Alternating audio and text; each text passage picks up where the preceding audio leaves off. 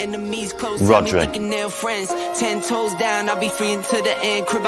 Is there anything that Lionel Messi is better than you at? It's opinions.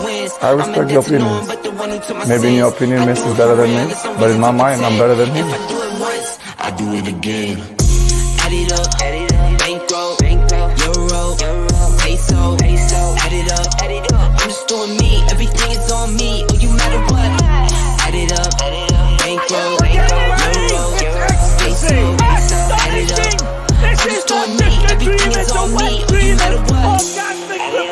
Told her if it's all me, everything is on me. Gon' back it up. Matter what? Told you I'ma do me. Why you hating on me? It's not adding up. I do roll like a Mack truck. Country heart, I might cop a farm and go add up. Like scars, I was cold hearted, now I'm back up. Keep me real, I do this once a month. I don't rap much. I just hit the money and go stack up. Only buy car cards and get tatted up. All that other bull, it don't matter much. You only climb me, I put the ladders up. No fault, I done doubled up on the workload. I think I fell in love with the bankroll. Pray up, get money, then we lay low. Add it up, bankroll, euro, peso, add it up. I'm just doing me, everything is on me. Oh, you matter what? Add it up,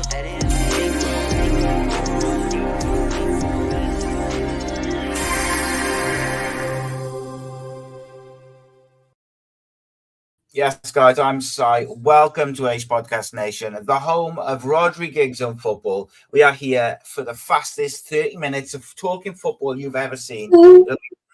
Brutal honesty, followed by a little bit of analysis. But we are talking, the subject for this evening is goals galore, but is the art of defending dead?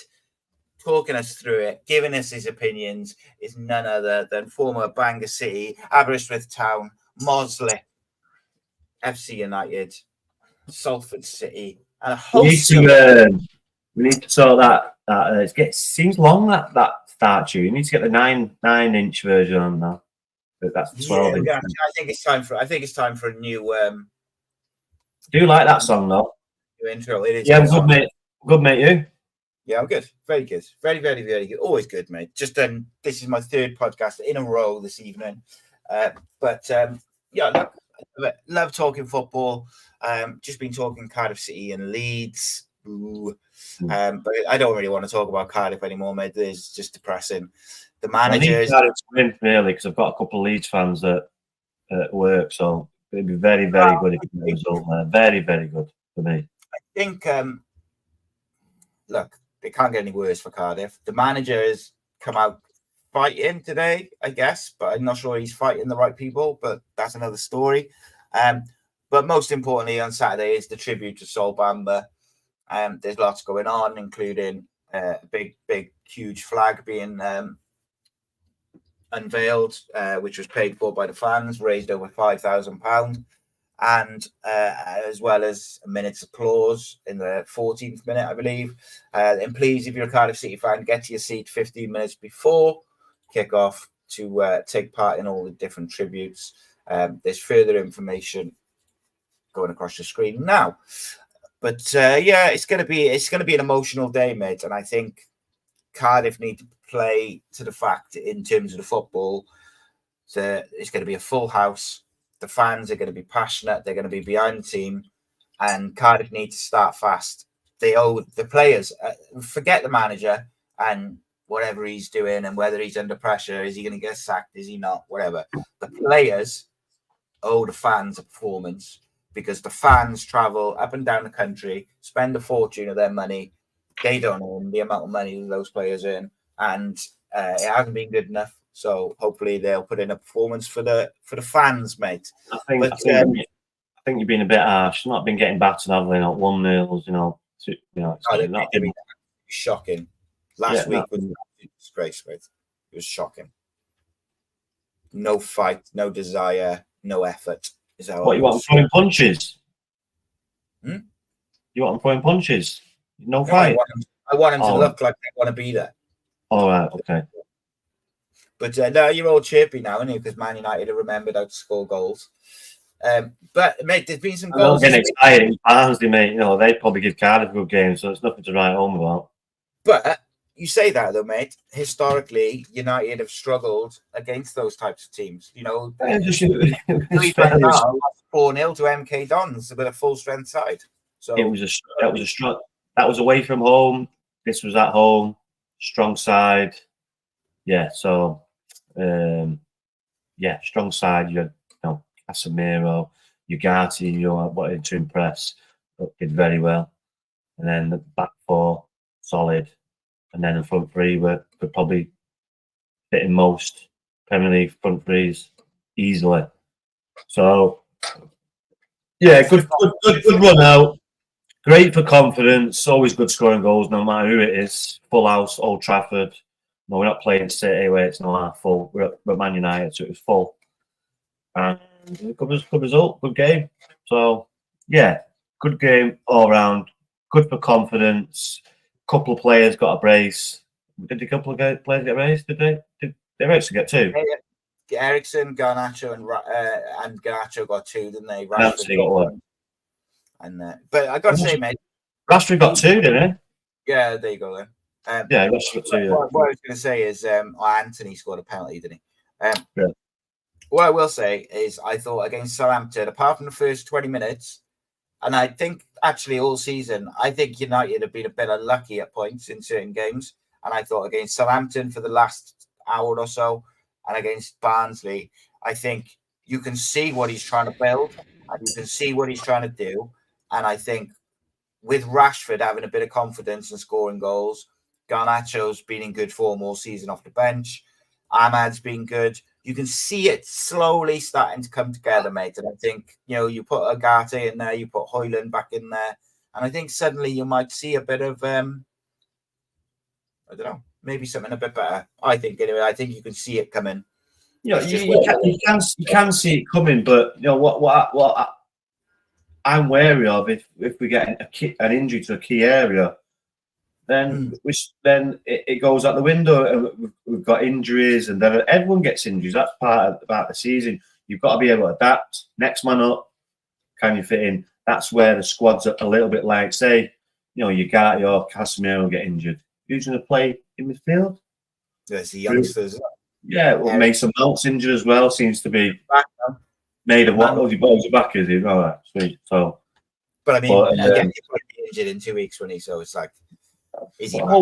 Hopefully not, and he gets a good run, because a good pre-season. The last thing you want to do is get injured 2 or 3 weeks into the season, so it's bad timing. But hopefully it's a little small injury, can get the ground running again. Because he was coming to some form. He looked okay, looked all right. But again, he needs to run a game. So will he get it? Who knows? But I think if you fit Ugarte in there.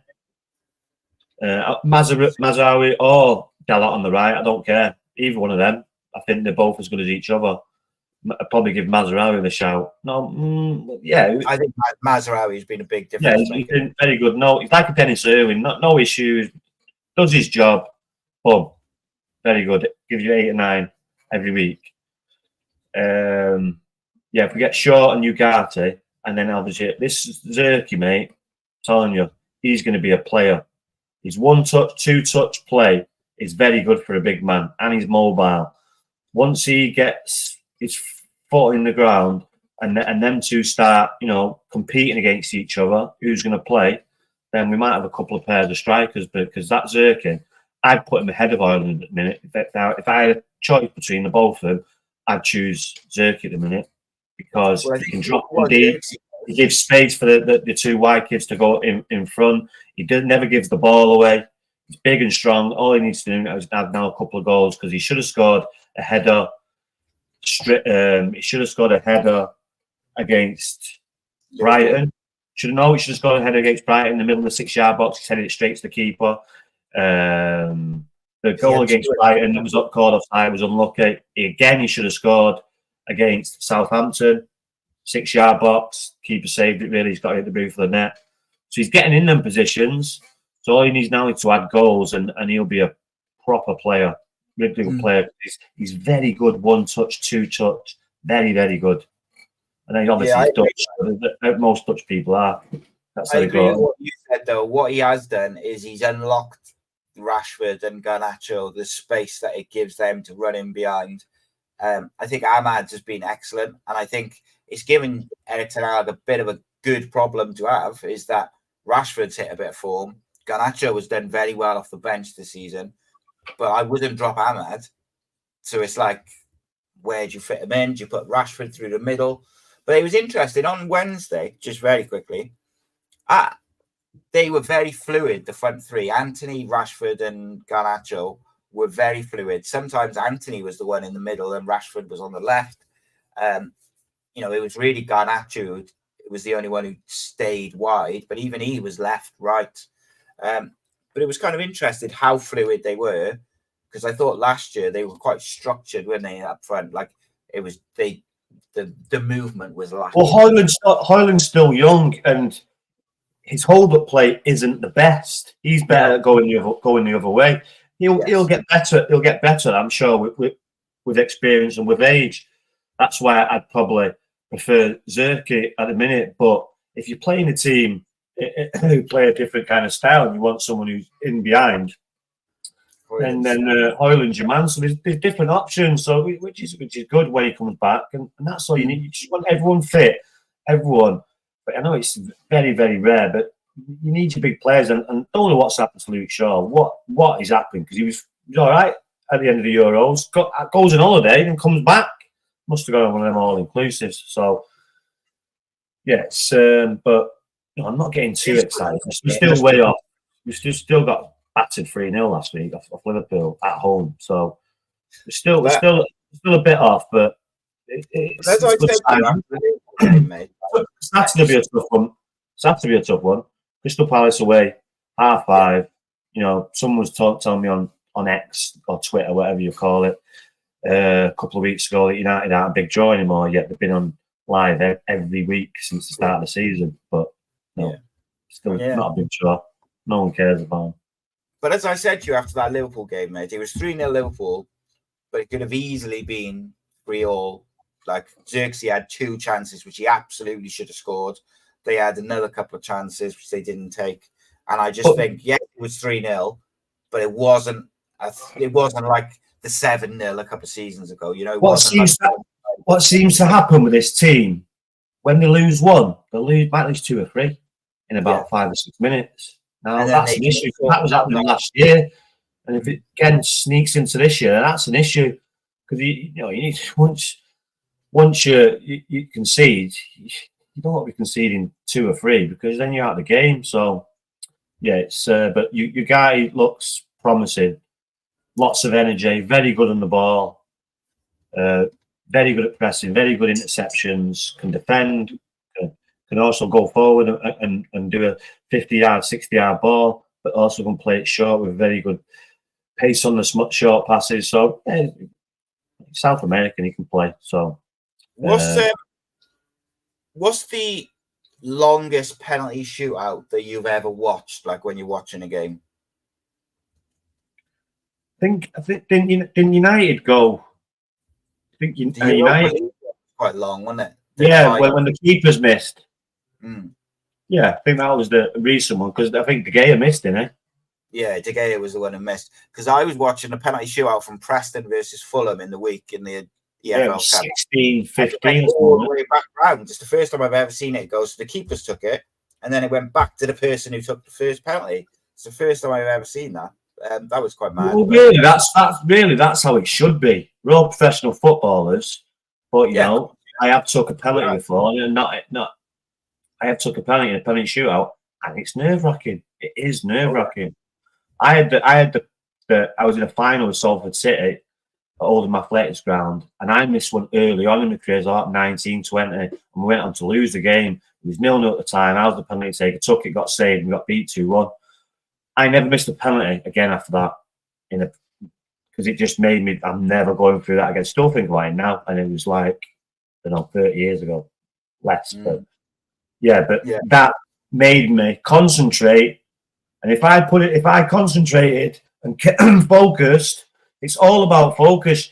You're a professional footballer. If you can concentrate and put it in an area, it's going to go in that area. But nerves, keeper taking 50, 60 seconds, like the one on Saturday against Southampton United. Should I go there? Should I go here? No, I'll change my mind. You just got to be focused. And yeah, that one miss made me focus for the next 20 years. So it's all about focusing, but still, it's still nerve-wracking. Yeah, I took I made my debut for this team, Highcroft, years ago, obviously, and it was my debut for the team, and then it went to a penalty shootout, and I went up. I was taking, I think, the third or fourth penalty, and when I tell you, I was so confident that I was going to score, doing keepy uppies all the way up to the pitch. I was so relaxed, and I never missed penalties. And I missed the keeper save there. I was honestly, I could not believe it. No, I've missed them in. Did I thought I was going to miss it? I think I've missed a couple in charity games, but that's just me messed about trying to stanchion it off the bar. Yeah. But yeah, and after that, I've just focused and never missed one again. But yeah, nerve-wracking. So you just got to focus. It's all about focus. You shouldn't really miss it. No. There was goals galore, though, mate, all over the place. Like Bayern Munich won 9-2 in the Champions League, but they also had three goals disallowed for offside or handball. Like it was. He'll do well there because the way he plays football now, he's playing with elite players, so he'll get some good results there. To me, in the Champions League, teams shouldn't be conceded 9 goals, should they? No. It's mad, that, isn't it? Cracking result for Aston Villa, mate. 3-0 away from home in the Champions League. And very, very impressive by all accounts. Yeah, very good. Celtic as well. Celtic 5-1 at home. Very good. What's Villa's ceiling this year, do you think? Villa's ceiling? 16? Last 16? Maybe. And who knows then? Maybe last 16 though. He's got the manager's got. Not seen their fixtures. Who they got them? Do you know? Get them up. But Villa's manager has got an incredible record in Europe, haven't he? Yeah, but it's supposed to be in UEFA Cup, but now he's in the Champions League. What I mean is he's very experienced in. Oh yeah. There's not many more experience. He's won multiple European trophies, so. Yeah, he knows what he's doing. They've got a very dangerous squad, isn't they? They've got like a lot. They've got speed kills. So well, you've got good players in the middle now. He's very defensively sound as a coach. So he has them all knowing what jobs they've got to do. So very structured and very organised. So very good coaching, mate. He's a very good coach. Arsenal got rid of him too soon, in my opinion. But they've got Arteta who's won a FA Cup with someone else's team and still come second, 3 times in the 3 years? But no, they're getting close. He's a serial runner-up. Yeah, they're getting close. So Villa's games in the Champions League. Next up, they got Bayern Munich, which is going to test their defensive qualities. But, that's at home. They'll fancy themselves against anyone at home, I think. Who? Villa. So who've they got then? Who've they got fixtures? They got Bayern Munich next. At home? Then they got Bologna at home. And then they're away to Club Brugge. And then they're at home to Juventus. And then they're away to Leipzig and away to Monaco. So how many games they play? 8? Yeah. 7? 8 in total. 8, that's 7 of them. They play 8 in total. So the 8 is... If you win 5 of them, that's 15 points. Yes. Big game. They've got a chance because the top 8 go through, don't they? And the next 4 or the next 8 have got a playoff. Yeah. So they need to get in the top 16. I would think they would get in the top 16. I would think they would get 15 points out of that. The home games, and hopefully you get a draw against Bayern Munich, Juventus, and who's the other big one? Celtic at home, and Yeah, Celtic they should be, mate. Scottish, Celtic is a big club, and Celtic Park's a different story. But at Villa Park, they should be Celtic. Monaco away as well, and Leipzig. Yeah, they'll give them a good game. This is what I mean by saying they've gone away from home. They've got a very good result. Start off 3-0, so they're on the way. Who's the next game? Bayern Munich to get a draw there. So on the 2nd of October, they play Bayern Munich at home. Then they're at home to Manchester United, and then they're away to Fulham in the same week or period. Yeah, so if they can get a draw there, that's a good result for them. Maybe sneak away, but a draw, a good result. Try not to get beat. Handily, before they play Bayern Munich, their 2 games are Wycombe Wanderers in the EFL Cup and Ipswich Town. So they might rotate it a little bit in the run-up to the Bayern game as well. I've seen Ipswich, mate. Not a bad outfit, so I won't go too easy on them. No mugs. They can play them a little bit. All right, they've been beat, but I've watched them play them. They'll give you a good run, so you've got to be on the ball with them. Maybe Wycombe, yeah, but not so much wait until the job's done first, then you can try and rest people. But yeah, I would go strongly side against Ipswich. Where's that? Ipswich as well? Yeah. Yeah, so Portland Road, full house, tough place to go. Trek from Birmingham. Yeah, strong team. See how you are at 60 minutes, then try and rest a few. That's how I'd go. So to kind of round us off this evening, I asked the question: is the art of defending dead? Like, is there any genuinely world-class defenders out there now? Like proper. Like when you put them up against the Ferdinands, the Maldinis, all these different defenders over the years, Costa Curtis and Ramos, and all the very best elite central defenders. When you look around Europe now and the world, do you see the same level of centre backs there? No, I don't see the same level of anything. Well, I said the other day, let's go through the strikers. Name me 5 strikers, elite strikers. And I'll name you 5 back in the 20, and then do the same with midfielders. Midfielders is just like a fucking joke. Yeah, like never-ending list, isn't it? But yeah, fullback.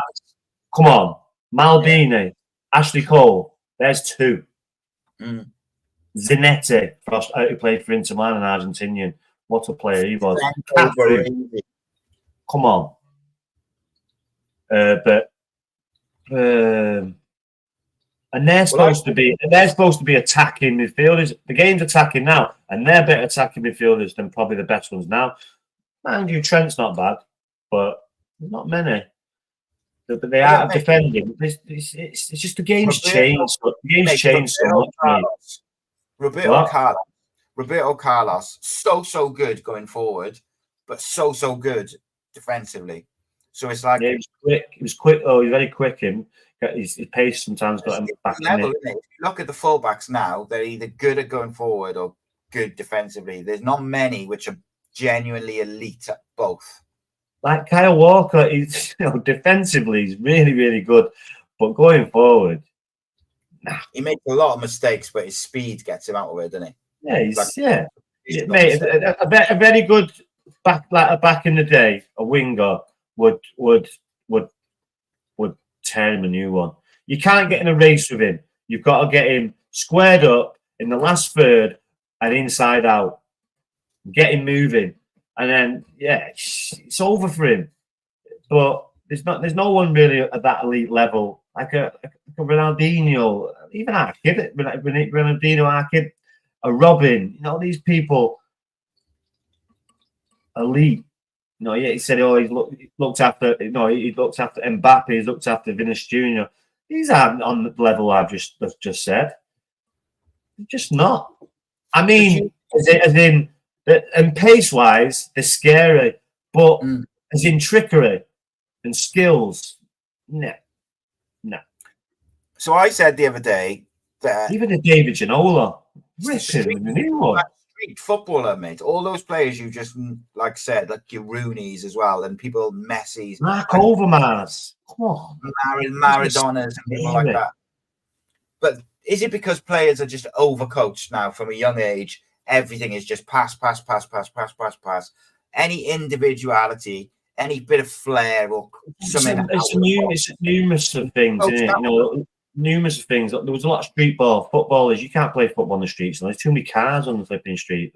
You couldn't. Back in the day, there was no cars on the street. You could play football in the street, more or less anywhere. Yes, there's cages every now and again, or there's 5-a-side pitches, but no, you play on the street, mate, and then you know about it if you fall on the floor or you slide or whatever because your knees are messed up. So you learn how to use your body, so you're not falling over. You just know how to control it. It's a different bounce. It makes your touch better. Just everything.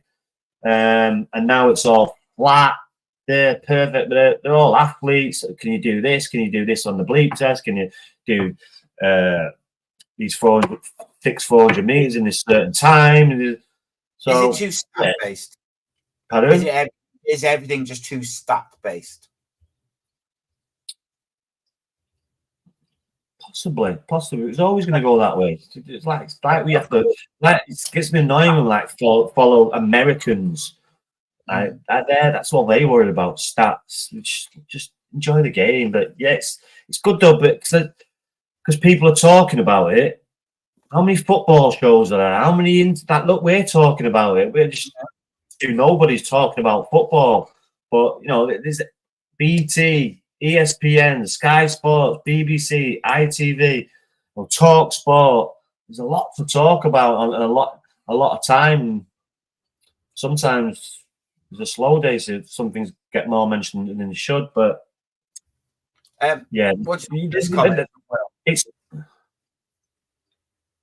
football's turned into a game of just recycling possession rather than really trying to hurt the opposition. Too many stats, people justifying their roles. Well, there's one for you. Look at Russell Martin. Mm-hmm. His stats, yeah? Now, Southampton are maybe first or second in the league of passing, completed. Even more than Manchester City. I might be wrong, but they might be second or third. They were before the game on Saturday. How was that? Pardon? They were before the game on Saturday. They were ahead of Man City for passes. There you go. He's very clever. Very clever. Passes back line, back, and the ball's not going anywhere. But gets the stats up. Oh, he's got a footballing team. Southampton a footballing team. When really, they do knock it about, but they tell me they're better than Manchester City. You look at all that football, half of them passes will be through the back line. Or the central midfielder, back, side, back, keeper, back. No penetrating, no nothing. But for Russell Martin, the stats are up. Oh, look, Southampton, a very passing side. Looks good on him. It can be manipulated. So, it can be manipulated. So, but, Yeah, it's one of them, innit? It's like, it is what it is, isn't it? Like football's as big as it's ever been, like commercially. But like sometimes it just feels like that bit of individuality is gone, like that bit of magic that people used to, like Ronaldinho is the one. You tell me where the Wayne Rooneys are. That people will say, "Oh, Phil Foden." Come on. Phil Foden wasn't a regular starter until 22, 23. Wayne Rooney was a starter at fucking 16. Do me a this is proper like beast ballers, like Yeah. There's not many Maradonas and people like that. These are one-off, mate. I mean, talking about, but like just generally, I mean that those types of strikers as well. Where's the Andy Coles? Where's the Ian Wrights? Where's the Les Ferdinands? Where's the Alan Shearers? Where's the Robbie Fowlers? Where's the Michael Owens? Could go on and on. Do you think we see the out and out number 9 coming back?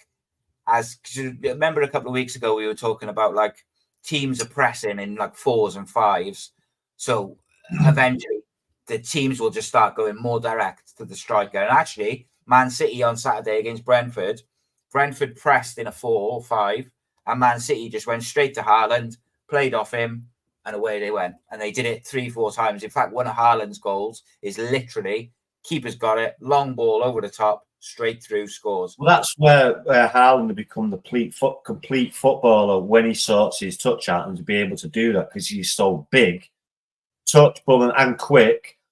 Boom, touch, boom, they're in. So do we see that? Beat the press, 5 players out the way, boom, boom, boom, touch, 2 touches, they're in. Yeah. That's how easy it is. So you've got to be careful if you're doing that, especially a team to Manchester City. So it can work. You win it up there, then you got 5 players. If you don't, you beat the press, which you just said they've done 3 times, then they're in. But Brentford I watched that game. I was very impressed with Brentford. They played well. Yeah, I thought the biggest mistake they made is too often they left Haaland one-on-one with the centre-back, and I just thought that was catastrophic. Like, it's just, he's so big and strong and quick. I think you've got I just scored 2 hat-tricks. Take away that threat. All right, we'll take that away. We'll double team him. You score.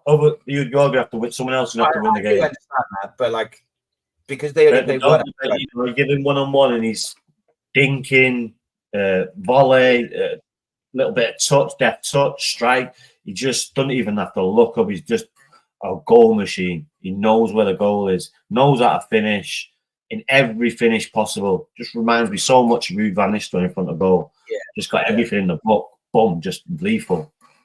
So back to my original question was that, do you think if we see that return, like almost like a return to being a bit more direct, to beat the presses of these teams, that might see a bit of a rekindling of the traditional number 9, because teams will go back to playing 2 up front?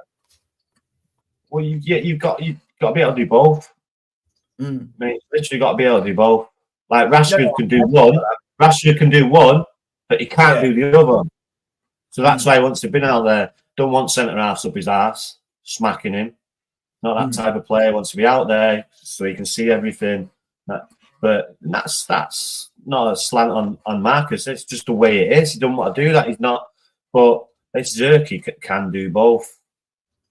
I think Højlund eventually can do both. So it's just Tony, he can do both. Watkins, possibly. Kane, not as quick possible, but he's elite striker, so he'll score you 30, 40 goals a season. So you don't have to worry about him. Can I ask you a question? This will be controversial, I think. Is Harry Kane, now I'm not referring to it earlier in his career when he was a bit younger and a bit quicker. I'm referring to now. Is Harry Kane just a tap-in merchant now? No. Does he offer anything more than that? Yes, much more. Mate, you're going off the Euros. He was clearly injured. He was fucking terrible. And what I've seen him of late is better. He scored the pin. He did like 50 goals and assists in like a season, in quickest to ever done it in Bayern Munich. Yeah. It's a German league, but it's still not a muggy league. It's still a good league.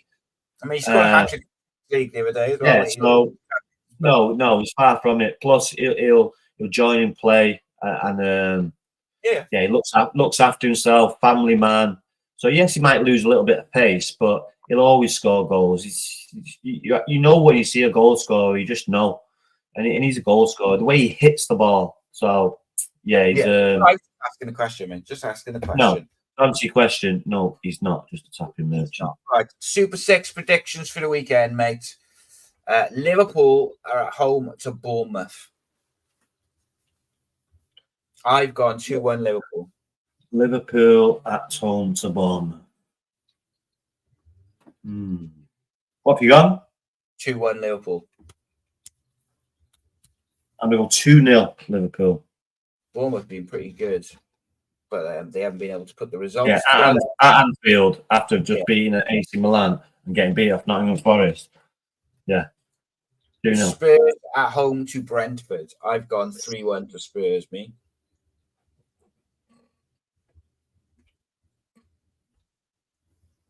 It's a difficult one. Brentford, you just said you're impressed with them. 4-2 Spurs. Ooh, Spurs have been pressed nil as well, but not without the results. But every time I watch Spurs, they're dominating games. See, I'm the opposite, mate. I think they're going to get absolutely torn apart against the big boys later in the season. I just think they're against Arsenal on the weekend, mate. Yeah, no, I accept that. But that's why I said later in the season. I just think talk about the big boys, aren't we? Not Arsenal. Yeah. Yeah, go on. Villa versus Wolves at Villa. I've gone 2-1 to Aston Villa. After the Champions League, tired legs. Isn't that a Midlands derby? Is that right? Yeah. Yeah, 2-1 Villa for me. Why am I thinking 1-1 Wolves? No, 1-0 Villa. 1-1 Wolves. That's an interesting result. 2-1 United. 2-1 United. I gone 3-1 United. I think as well they'll have a bit of a point to prove after they got annihilated by Palace at Palace's place towards the end of the season. So I think there'll be a bit of pride on the line there for those players. Brighton at home to Nottingham Forest. What you got? 2-1. 2. 2-1, yeah. 2-1 home win. I'm going 2-1 Forest there. Oof. City versus Arsenal at City. Go on, I've got mine in. Mine's already in. Mine's in too. I got 2-all. I've got 1-1. So the only game I think we disagree on in terms of who's going to win is the Forest Brighton game. That might be a chance, mate, to rekindle some points. Right. Oh, 1 minute. Let me just show the viewers how it's going. What? Oh, you broken up. You've muted. Mate, you've muted yourself. Come on. Number 1 in all leagues. Number 1. There, see that? Bosh. Ty, we haven't got time to scroll down. You're that far down, so sorry, pal. Go on. I'm actually catching you, mate. So, I'm happy.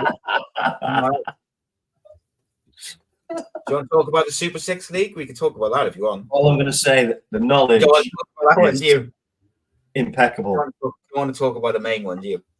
No? Main one? The main one. I told you that. Wait, right, this is what I'm talking about, a game of luck. I got 4 results right? Yeah? You got 3. Didn't? Game of luck. But yet we both got the same result, but you got the right score. So I got more. I got 4 result right. And you got 3. And yet still get more than me. So that's a game of luck. This is a game of knowledge, my friend. Skill. Sorry, I'm happy with my knowledge of players, knowledge of systems. Not a game of luck. I reckon you're the only one. Show the views again. Look. Champions League. Number 1 in all leagues. Bosh. Yeah. Yeah, well, it's a marathon, not a sprint, mate. And it's all about the charity. Very true. It's a good start. It's a good start. I am a front runner, so we'll see how we go. It means nothing if you're not there in May, does it? If I'm above you in May, as long as I'm in the Champions League spot, I'm good. Because I was like relegation last year. I was beside bad now. Well, now I'm covered. Now I'm just, I'm in. Well, I'm hoping now that I know what I'm doing, I might sort of get up by the end of the season. 5 weeks in, and now you know what you're doing. Yeah. All right. It's because you tried to cheat, didn't you? But that's all right. It's all right. We don't need excuses. Telling me to do the wrong thing, and then telling me make transfers, it'll be fine. Come on, the Bluebirds. We need 2-0 win. 2-0 Cardiff City. Yeah. I just said on the Leeds podcast I said 2-1 Cardiff. So I'll stick with that. But please. Beat Leeds. Please. Cannot lose to them lot. Yeah. Well, if they lose, mate, Errol Bullitt will be on his way Monday morning, I think. Yeah, kid might go on the way to Cardiff. You never know. You reckon? No. Doubt it. Might want a job. Never know. It's been a pleasure, as always, mates. Quick in and out today. It's been a long one. We'll be back next Thursday. Also got some videos dropping on Ace Podcast Nation, looking at some tactical things from different games. We've got one on Marcus Rashford. We've got one on Manchester City. And there's a couple of others. I can't remember what they were, though. But there's a few little videos coming out, just looking at different aspects of the Premier League and different tactics and whatnot. Southampton that was one of them. Will they have to switch their style to stay up? Do you reckon in a couple of words? That's in centre half to centre half. It's defence and midfield. Pardon? Do you think they need to go? I think if you're looking at playing at us, they have mixed it up a little bit. So I think Russell Martin's not daft. So yeah, but again, they've just been promoted. 3 teams got promoted last year and they got relegated. So it's not going to be easy. So they've got to win their own games, mate. Do well at home games, and then try and pick up a point. The score away from home. Yes. So we got 5 videos coming out. It's got how Pep has adapted to teams pressing in larger numbers. Do Manchester United have a style of play under Eric Ten Hag, and what is he building? Will Southampton have to change their approach to the Premier League? Russell Martin versus relegation. Chelsea have got the best squad in the land. Is Maresca finally the right man to balance it out? Who said they've got the best squad in the land? They have, mate, on paper. On paper. Bollocks. Of course they have. They got about 40 players or 40 internationals that have won fuck all. No, but on paper, that's what I said.